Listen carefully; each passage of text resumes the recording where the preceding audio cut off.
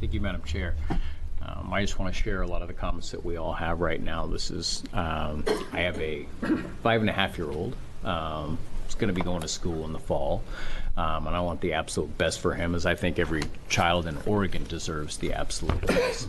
But I would be lying if in our family, between my wife and I, where we haven't talked about the quality of the education and the stability of our system as we go forward. And I believe we can do better than $8.2 billion.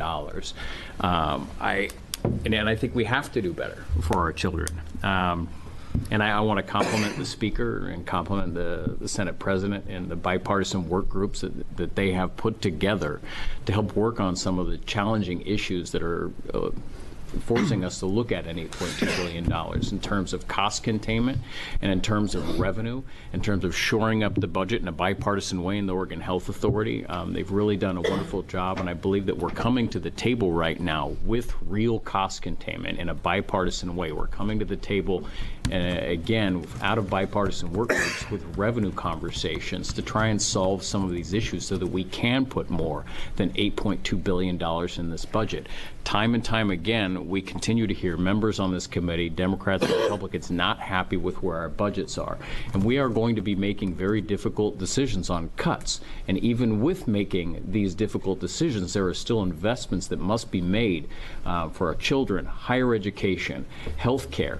And we're going to continue to face difficult decisions. And so I think we have about a month left. There's still plenty of time to act on real serious cost containment. There's still time to act on revenue so that 8.2 doesn't have to be the final number that we leave this session with.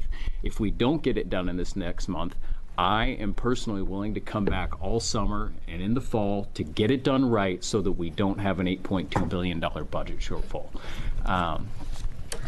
I think with the shared values that all of us have, whether we're Democrats or Republicans, we all have that same shared value of making sure that our children get the best education possible. And I believe that we can come together and look at cost containment and revenue in a bipartisan way and take care of our children and all of the other things that we care about.